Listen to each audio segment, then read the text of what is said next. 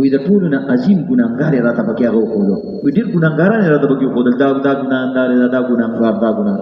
وی ما ته پکې چې کوم اعظم لوی ګناهګار ښکاره شو وی الله راته ویل چې دا هغه ګناهګار دی چې دله ما د قرآن یو صورت ورکړی د ده په زړه کې ما کور جوړ کړی د ده په دماغو کې ما خپل ځای جوړ کړی یو صورت مې ورته زده کړی دوه صورته مې ورته زده کړي یو آیاتونه مې ورته زده کړي او ته چې کوم دی د خپل کور نه آیاتونه بار کړه د هیر کړي دي وی ډېر ګناهګاران یې راته وښودل خو د ګیلې په طور راته الله وویلې چې ستا امت کې خو ګناهګار ډېر دي خو ګوره دا فلاني ګناهګار ته وګوره که دته ما یو څو آیاتونه د خپل کتاب زما کلمې زما خبرې ما د ده په زړه کې اچولې وې ماشوموالي کې صورت چا یاد کړی چا سکول کې یاد کړی چا مدرسه کې یاد کړی او الله وایي دا دومره ظالم انسان دی د خپل کور نه زما هغه آیاتونه ختم کړي ما تاسو ویلې کړه ما یو سړی یو پن را کړو چې زما په جب کې ونی د لوګانه کیلې وکړه ویل چې هغه پن دې سکو هغه پټکې دې سکو هغه چشمې دې سکړې سپلې دې سکړې تاسو خلک یې ملګری نه سوچ کوا د ټولو نه لوی ذات داغه د ټولو نه لوی تحفه قرآن ده او هغه تاسو در نصیب کې وته بل ورځ هېره سورۃ یاسین درته یاد او اوس نه درځي نو الله راته ګناهګاران خلکو خودل خدای راته پکې خودل چې یو آیات ورته زده وسله نه ورځي نو د نن نه پس کې ځمندو نیت وکړي چې چاته کوم صورتونه یاد وو هغه به دوباره ځان سره به اړو تکرار وکړو یادو به او دا وکړو او دا غرنګي چې کوم انسان ته داسې صورتونه یاد وي او هېري نو یو بل روایت کې نبی رسول الله والسلام فرمایي ما من امرئ يقرأ القرآن ثم ينساه الا لقي الله اجزم وی دا یاد لرئ مسلمانانو زمو امتیانو چې کوم انسان ته الله رب العزت قرآن زده کو او دا قرآن هیر کو نسیان شکار شو نو الله سره به په داسې حال کې ملاویږي چې جزامي بیمار به وي لاسونه به فالج والي وي اجسم به د جزام بیماری مختلف تشریح کړي علماء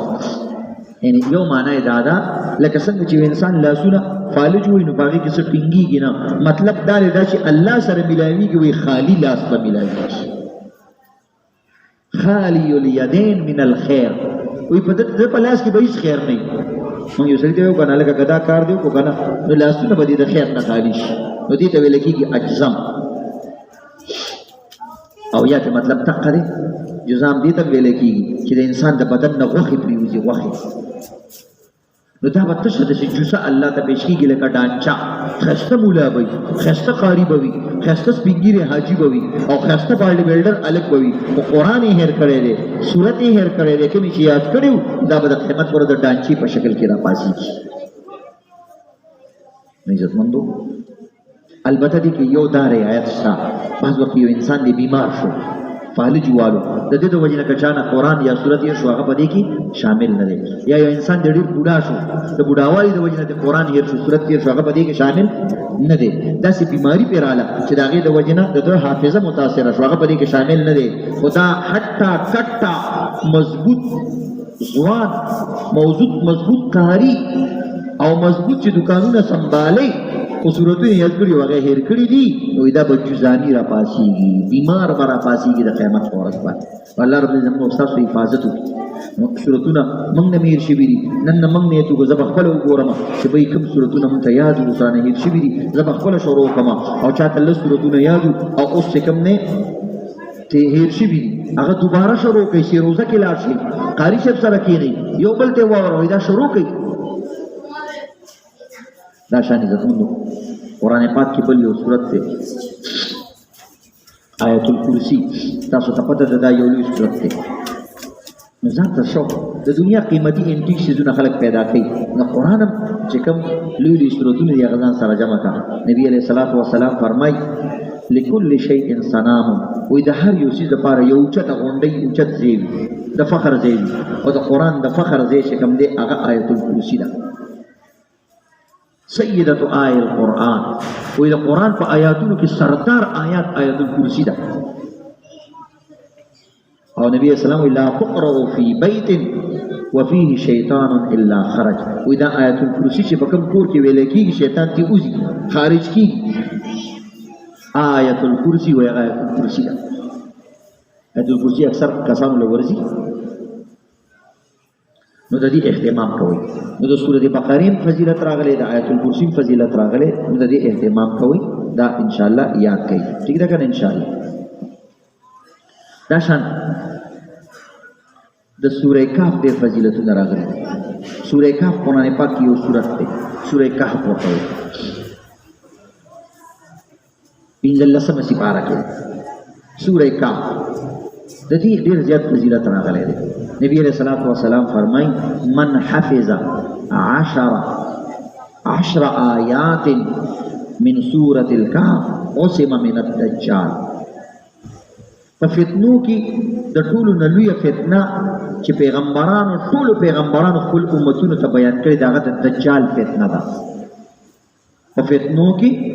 چې فتنه دې ته ویل کېږي داسې امتحان د الله د طرف نه چې ډېر خلک به پکې ګډوډ شي، دې ته وایي فتنه.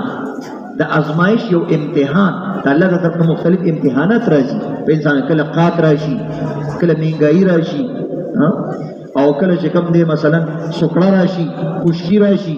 کله بارانونه نه کېږي. دا مختلف د الله د طرف نه امتحانات دي. د چا بچي مړه شي، د چا چې کوم دی بې وخته بوډا شي، مختلف د الله د طرف نه امتحانونه دي. نبی علیہ الصلوۃ والسلام فرمایي تاسو ته پته ده د ټولو نه لوی امتحان د بندګانانو به په کوم کې هغه په دجال کې. د ټولو نه لویه فتنه زما د امت وایي دجال نه. ځکه دې کې به ډېر ښه خلک چې کوم دی د په فتنه کې وبهیږي، ځکه دله به الله یو طاقت ورکړي. دا که داسې یو شي ته اشاره وکړي چې زرغون شه، نو د هلته نه به زرغونه په هغه ټیم کې راخېږي. چې داسې اسمان ته اشاره وکړي چې باران شه، نو باران به کېږي. نو سوچ کوه د داسې سړي نه به خلک څومره متاثره کېږي.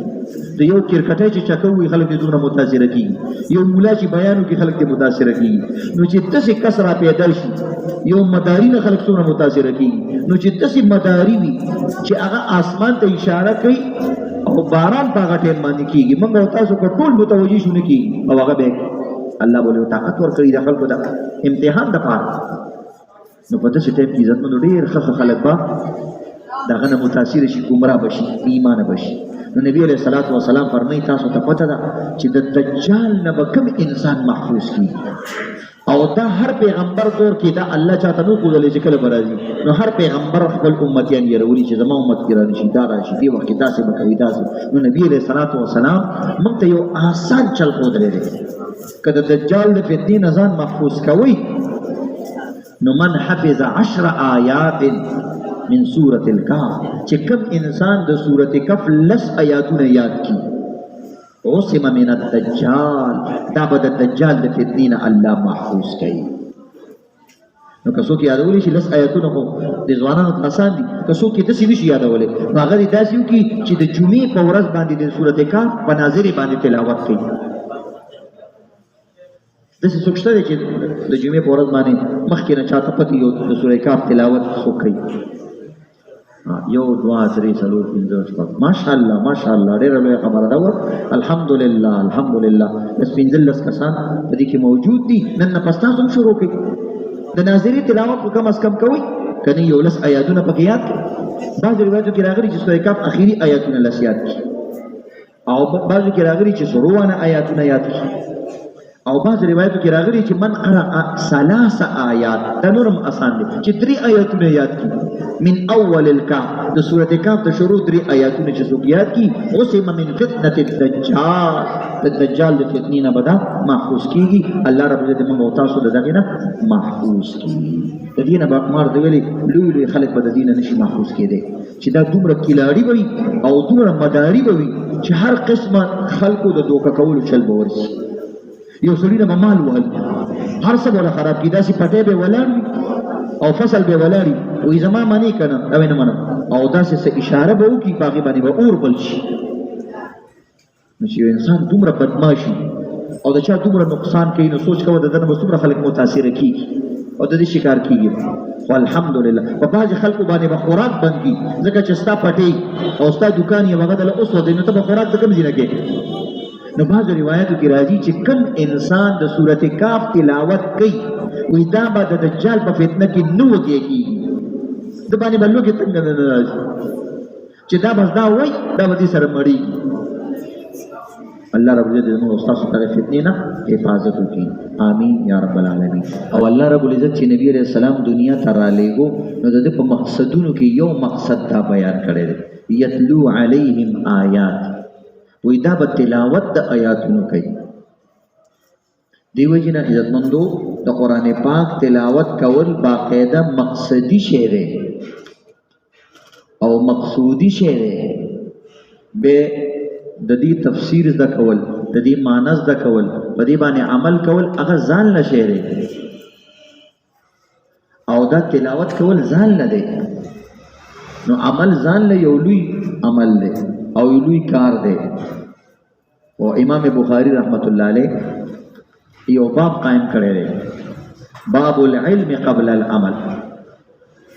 وې دا عمل نه مخکې کوم یو چیز دی هغه ته علم وای په یو چیز باندې ځان پوهول نو دا څنګه عزتمند علم ځان له شی دی عمل ځان له شی دی تلاوت ځان له شی دی او دا ټول په خپل ځای باندې ځان له مقصد دي بعضی کسانو ته مغالطه کیږي وې زه علم نه حاصلوم چې زه په عمل نشم کولای نو الکه دا علم ځان له یو عمل دی دا علم ځان له یو عمل دی یا بعضی کس وی چې زه تلاوت ځکه نه کوم چې زما په قرآن باندې عمل نشته په ډېرو کارونو باندې نو تلاوت څه دپاره وکړم نو عزتمندو دا توکی دی شیطان تلاوت ځان له کار دی چې تلاوت کولی شي دا یو عمل شو چې علم دیو کو دا بل عمل شو او بیا د هغې په معنا باندې عمل کول هغه دریم کار دی نو دا یو خو که نه بل سټپ بای سټپ کیږي درې واړه کارونه خو به یو ځل نه کیږي بل عمل خو ستاسو نه شروع دی کنه ولې ته مونږ نه کوې وایي مونځ خو کوم نو د مونځ علم دی نه حاصل کړی نو پکار دی چې علم دی حاصل کړی وي دې وجې نه عزتمندو ډېره توجه کول پکاري شیطان مختلف نورانی چالونه وي نورانی چال دی ته ویل کېږي شیطان په چال کې نور نه نورانی مطلب دا چې تا ته ښکاري مزېدار تا ته مزیدار ښکاري نو ته پرې پوه نه شې ته وایې که دا سمه خبره ده هر سړی نن مفتي او عالم دی او چې مفتیانو له راځي وایي چې دا مسله بیان کا او داسې بیان کا نو چې موږ ته تپوس وکړو چې تا ته د دې مسلې پته نشته او تا ته د دې مسلې صحیح پته ده وایي چې بس اورېدلي م دي نو اوس په مولا باندې اورېدلې خبرې کېده پهله د مولي صاحب نه تپوس وکړو چې دا مسله مې اورېدلې ده چې مسله صحیح شي بیا هغې نه پس کویل پکار دی چې دا بیانول پکار دی نو قرآن پاک ډېر بهترین څیز دی تلاوت ډېر اعلی څیز دی نن دا کم شوی دی مونځ شته څه نه څه شکل کې زکات شته څه نه څه کې خو قرآن سره یارانه او دوستانه ختمه شوې نو دې وایي نن د قرآن د یو څو سورتونو د فضیلتونه بیانو یا چا کوم سورتونه یاد کړي دي بعضې کسانو سورت یاسین یاد کړی اوس ته هیر دی بعضې کسان سورې رحمان یاد کړی اوس ته هیر دی بعضې هلکان دي 10 12 سپارې او 4 5 سپارې یادې کړي اوس ته هیرې دي او بس وایي بس پاتې دي رانه اوس چې کوم قرآن د کومه حصه یاده کړه دا یاد لره دا بیا نه هیرې که دا تا هیره کړه د دې سخت عذاب دی ځکه دا تا باندې الله یو نعمت کړی دی او هغه نعمت دې لرې کړو الله په دې خفه کېږي ته یو سړي ته ګوره پرون ماله یو بله ورځ ماله یو سړي یو پن را کړی نو هغه ماته دا جب کې کېده نو په موږ باندې یو بل پیښ شو ارچا خان غویر دی کې وایي چې دا ډېر مزېدار دی هغه ما نه واغست زموږ خلک عجیبه خلک دي که نه چې یو شی تا سره خوند کوي خو بل سره هم خوند کوي که نه چې یو څیز مزېدار دی او تا سره په جب کې به خوند کوي نو چې بل سړی په جب کې کېږي هغه سره به خوند نه کوي هغه سره به هم کوي کېدای چې هغه تا نه ښایسته وي ډېر خوند ورسره کوي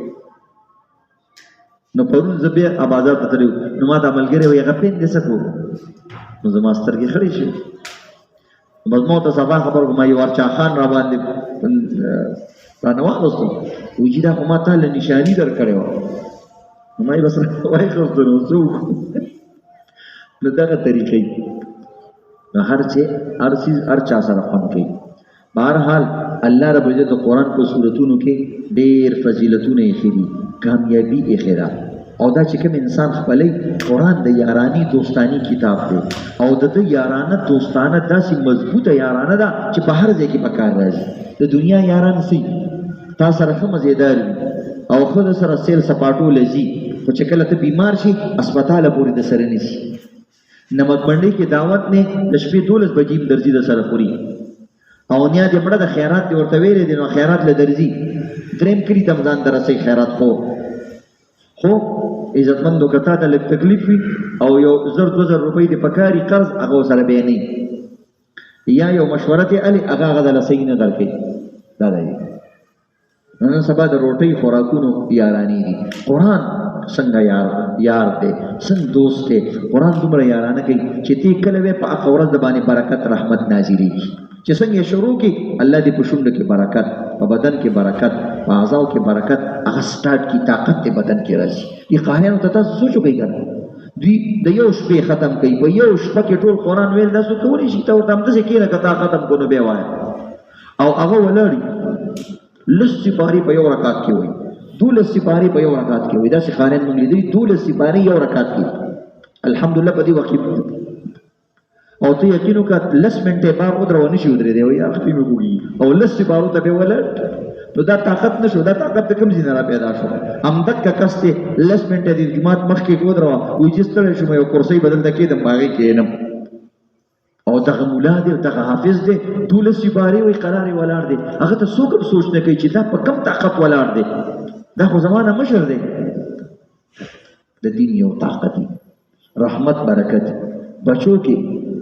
نو دی وجه خبیه د قرآن یارانه دوستانه داسې ده چې کله مړ کېږي په هغه وخت کې د سر دوستانه کوي. په هغه وخت کې د سړي نه ټول خلک لاړ شي یاران دوستان خپلوان بلکې بعض خپلوان خوشحاله وي وایي ښه دی ما چې به سړی دیکه شو او د ده نه به خلاص شو او قرآن دی هغه وخت کې هم نه هېروي. اتاله راځي ستا سر ته ودرېږي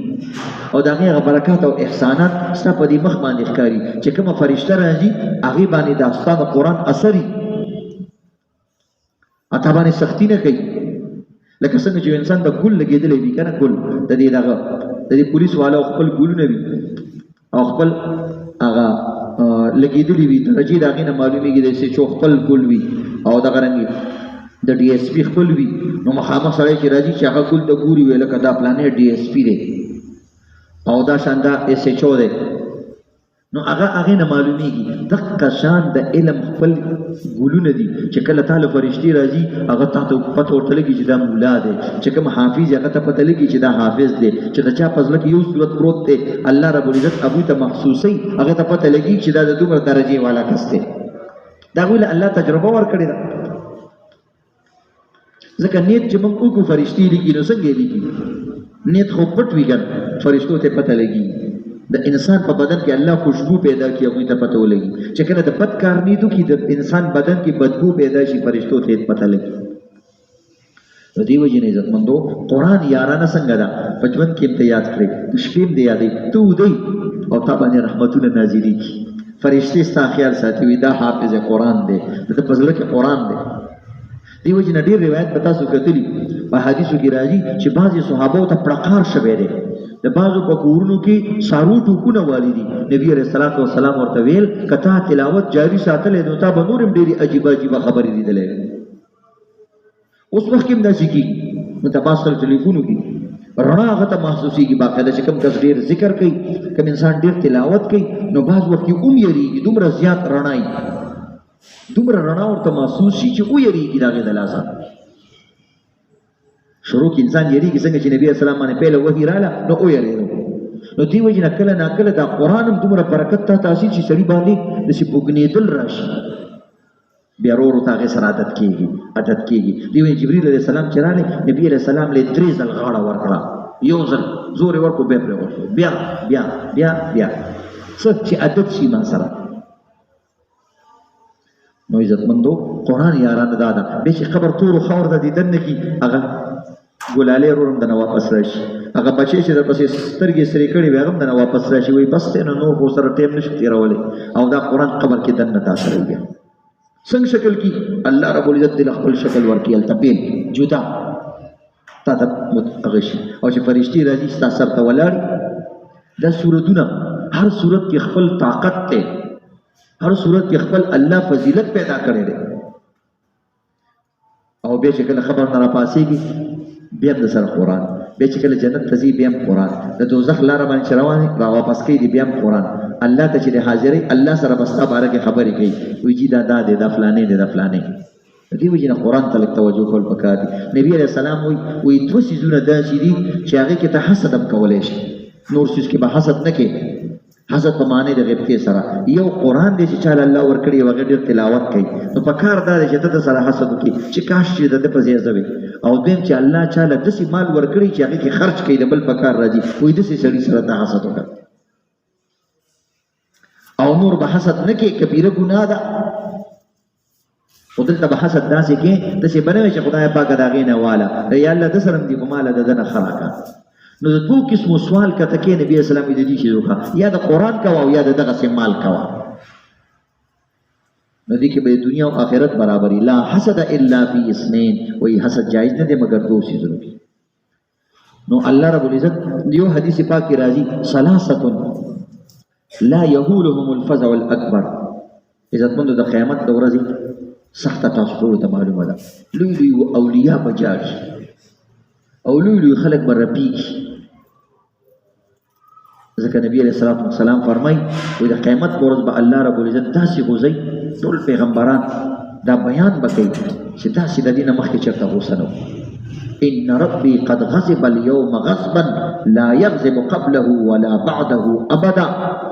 وی زمون رب آدم علیہ السلام له خلق لاړ شي چې یک سوال وکړه آرام کېنئ الله نن دومره غوسه دی چې د دې نه مخکې وروسته به چېرته غوسه نه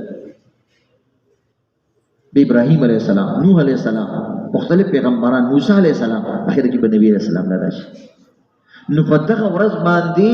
چې پیغمبران به د الله نه یریږي او یره او خوف به لري نو په دغه ورځ باندې وایي درې څیزونه انسان له ډېره فایده ورکوي د قیامت په دغه سخته ورځ ثلاثه لا یهولهم الفزع الاکبر وایي درې کسان داسې دي چې د قیامت د ورځې دا سخته به دوی باندې نه هر انسان غواړي چې دې کې شامل شم نو په دې باندې ځان کوی کې چې دا سوري ولا ينالهم الحساب او دې سره به حساب هم نه دې حساب فکر مو سره نه بس دوی خوشحالي ورته الله په ورځ نصیب کی چې دې سره به حساب کتاب غم هم نه هم على كسيب من مسك حتى يفرغ من حساب الخلائق وې دې ته الله رب العزت یو بل عجیب فضیلت ورکی دا هغه درې کسان دي چې یو به دوی باندې یره نه وي او بل چې کوم دی الله به د مشک په غونډو باندې کېنولي دي د مشک څخه غونډۍ به جوړ شي اوچت اوچت ځایونه دي ته غونډۍ وایي زموږ د پښتانه ورته غونډۍ وایي ډېرۍ ډېروکي اوچت اوچت ځایونه منبرونه ورته ووایي اوچت اوچت د مشکو مشک بهترین عطر دي د هغوی په غونډو باندې به دوی ناست دي تر دې پورې چې د خلکو حساب ختم شي بیا به دوی راکوزېږي ځکه که دوی هلته نه لاندې راکوزېږي نو لاندې خو ټول غم دی نو دی وجه نه دوی به د غم نه پرې اوچت ځای باندې به ناست دا کوم کسان دي عزتمندو رجل قرأ القرآن ابتغاء وجه الله و یو پکې هغه کس دی نو درې کسان عزتمندو داسې دي چې الله رب العزت به د قیامت په ورځ باندې هغوی نه خوف لري او د مشک په غونډو باندې به کېنولي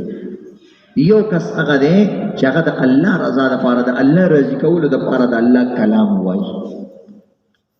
الله کلام خلک ویم د دې لپاره چې الله نه ناراضي شي نو د الله د رضا دپاره د الله کتاب سره مینه کوي او د هغې تلاوت کوي د باندې به د قیامت په ورځ باندې د هغې د هولناکي هول هغه غم او هغه دک درد پریشانی به د قیامت په ورځ باندې نه او دا به د مشک په غونډۍ باندې ناست دا انسان یو دا دی واما بها قوما وهم به راضون او کبه بالفرض دا ډیر قران وای او د امامتی مو سره کوي او خلک کی راضي دا به د مشک په غونډۍ ناست او دویم انسان وداع يدعو الى الصلوات ابتغاء وجه الله دویم هغه کس دی چې د قیامت ورځې پریشانی په هغه باندې نوي چې هغه مونځ ته خلک رابلي دای انساني دعوت ډېر لوی عمل دی او دریم انسان وعبد احسن فيما بينه وبين ربه وفيما بينه وبين مواليه دریم هغه کس دی چې د قیامت بوج به په هغه باندې نه وي او د مشک په غونډۍ به ناست وي. هغه انسان دی چې د ده او د الله په منځ کې ښه تعلق وي، احسن تعلق، الله سره تعلق ډېر برابر او خپل چې کوم ماتحت وي هغوی سره هم تعلق ډېر اعلی وي. نو عزتمندو یا قرآن زده کړو، قرآن تلاوت ډېر کوو، او یا چې کوم دی بل ته مونږ دعوت ورکوو، دا آسان کارونه دي. او یا الله سره او خپلو چې کوم ماتحت دي هغوی سره تعلق برابر کړو، نو په داسې سړي باندې به د قیامت په ورځ باندې یاره نه وي. الله رب العزت دې موږ او تاسو په دې کې حصه پیدا کړي او الله دې د دې اعمالو موږ لم توفیق راکړي. راشئ عزتمندو، چې کوم انسان تلاوت ډېر کوي، دنیا کې یو څیز داسې دی چې هغه په هر چا باندې راځي، بوډاوالی یو شی داسې دی چې په هر چا باندې راځي، پیر فقیر ولی روغ رمټ باډي بلډر صحتمند الګ جینۍ په هر چا باندې راځي. او عزتمندو کمزوري مو سره راځي، نو ځکه کمزوري خو په هر چا راځي، او بعض وخت انسان داسې حالت ته ورسېږي چې ځان ته انسان شرمندوي، داسې که نه انسان ځان ته شرمندوي. مثلا یو سړی دی د هغه نه بې ادبي دي معافي په خانه ځي، لاسونه غریب فالج والي وي، خپل لاس باندې ځان هم نشي صفا کولی، ښځې یې مړوي، کله نه کله بچي وله صفا کوي، کله وله څوک مزدور نیسي، کله څه کله څه، دا انتهایي تکلیف. نو دې ته ویلی کېږي اخري عمر کې بعض وخت کې انسان داسې حالاتو سره مخامخ وي چې هغه د بیان نه وي. انسان د خپل لاس نه ګیله وشي چې زما لاسه ته زما دا پوزه هم نشي پاکولی، ای زما لاسه ته زما دا شرمګاه هم نشي پاکولی، د خپل لاس نه ګیله کېږي، د خپل سترګو نه ګیله کېږي. سترګو چېرته لاړئ؟ نن ګوره نالۍ کې را پرېوتی یم، نن پلاني ځای کې پروت یم، د خپل ځان نه د پردو نه د خلکو ګیله ډېره کېږي. کله داسې دور انسان باندې راځي چې د ځان نه ګیله کېږي. نو چې کوم انسان دا غواړي چې زما اخري عمر پورې زما حافظه برابري، زما لاس برابري، او زه هغه رزیل عمر ته ونه رسېږم، دې ته نبي علیه السلام ارزل عمر ویلی وي، رزیل عمر شي فاضل شي. نو د دې لپاره څه نسخه ده چې انسان په هغه وخت کې د ځان خیال ساتلی شي او دا چاته محتاج نه شي. زما مور بیبي به دا دعا کوله، موږ ویل چې دا څه ډول و یا الله د چا مې محتاجه مه کړه، او یا الله زما دا ښی لاس د دې کس لاس هم محتاج مه کړي. د دې څه مطلب دی چې لاس د لاس محتاج مه کړي؟ دا دقه حالي چې دا یو لاس دی فالج والی او په دې بل لاس باندې د زخم راشي او په دې لاس باندې دا لاس هم نشي صفا کولی. دا داسې وخت لاس دې شته او دې بل لاس مدد نشي کولی. نو نبی علیہ الصلوۃ والسلام فرمائی من قرأ القرآن لم يرد الى ارذل العمر. وی کم انسان چې د قرآن تلاوت زیات کوي دا به د رزیل عمر نه الله محفوظ ساتي. ارذل العمر دا ته او دا وی الله رب العزت قرآن پاک کې دا وی ثم رددناه اسفل سافلين الا الذين امنوا. الله وی با سړی مونږ ډېر ښکته وغورځو، ډېر خراب کو، خو چې کوم مؤمنان وي بیا حدیث کې د دې تشریح راغله چې د دین او مؤمنان خو ډېر دي، د دین هغه مؤمن مراد دی چې قرآن سره یې مینه ډېره د قرآن تلاوت کوي. او د دې آیت تفسیر کې لیکلي الذين قرأوا القرآن، چې قرآن ډېر وي هغه مؤمن ته مراد دی، ځکه مؤمنان خو ډېر دي. نو د نن نه پس عزتمندو مار دی له بوډاوان نه چا خلاصې نشته. که انسان وایي د طاقت د وی به وخورم، چې څومره د طاقت د وی خوري په بوډاوالي کې ګردې د ختموي، جگر د لطفا کوي. دې کې که داسې طاقتونه وی خو دا ټولو خلکو به دا خوړلی او دا سیوان او دا نور څیزونه به یې نه خوړل. دا خو چې کله سخت بیمار شي هغه ټایم کې به دا دوایانې استعمالوي. نو دې وجې نه عزتمندو چې کوم انسان وي اخري عمر مې ښایسته شي قرآن سره دې مینه شي. که یو سړی وایي چې جي ما خو ناظره نه ده ویل، اوس یې شروع کړه چې په دې 10 کاله کې اخري 10 کاله کې صرف تا یو صفحه یو پاڼه سبق دی وویلو هم به تا ته د قرآن ثواب ملېږي. همغه یو پاڼه ځان سره اړوه راړوه، دا خو مینه محبت دی که نه؟ همدغه یو پاڼه اړوه راړوه ځان سره ږده او مینه محبت کوه. د دې وجې نه عزتمندو د قرآن سره مینه محبت کول پکار دي. الله رب العزت گیله راځي چې څوک قرآن سره مینه کوي. عبدالله ابن مسعود رضی الله تعالی عنہ فرمایي ان اصغر البیوت بیت ليس فيه شيء من کتاب الله. وی تاسو ته پته ده په دنیا کې د ټولو نه ورکوټی کور کم یو دی، وړوکی کور کم یو دی. یو وایي زما کور دی، یو کټ پکې راشي، بل وایي زما کور دی او وسیله پکې زه سملاستی شم. د ټولو نه وړوکی کمره وړوکی کور کم یو دی. وایي زه تاسو ته ښیم د ټولو نه وړوکی کور په دنیا کې هغه زړه دی چې په هغې کې د الله کتاب نه وي. وایي د دې نه وړوکی کور نشته. او واقعي په دې یو وړوکي زړه کې ستا د 10 لکو روپو دوکان دی، د هغې ټول حساب په دې کې پروت دی.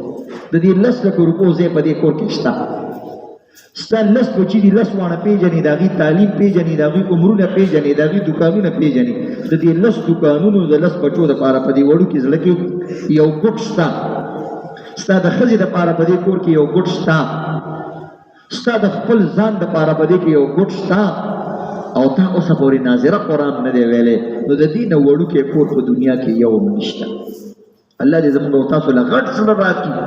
چې د الله ټول کتاب پکې پروت وي. او الله دې زموږ بچو له هم داسې زړونه ورکړي چې د هغوی په زړونو کې د الله د کتاب دپاره ځای موجود وي. نو دې ته ورکوټی کور ویلی. او نبي علیه الصلاة والسلام فرمایي وایي عرضت علی اجور امتي، وایي ما ته الله رب العزت د خپل امت اجرونه وښودل. حتى القضاءة يخرجها الرجل من المسجد، وی تر دې پورې الله راته هغه سړی مښودو زما د امت چې په جومات کې یو خزله پرته وه، هغه خزله اوچته کړې ده او بار یې لاړه کړې چې دله ما څومره اجر ورکړی دی، هغه کس یې ما ته پکې وښودلو. وعرضت علی ذنوب امتي، دغه شان الله راته د خپل امت ګناهګاره مښودل، ما باندې پیش کړل چې زما پیغمبر ستا په امت کې داسې ګناهګاران دي. فلم أرى ذنبا أعظم من سورة من القرآن أو آية أوتيها رجل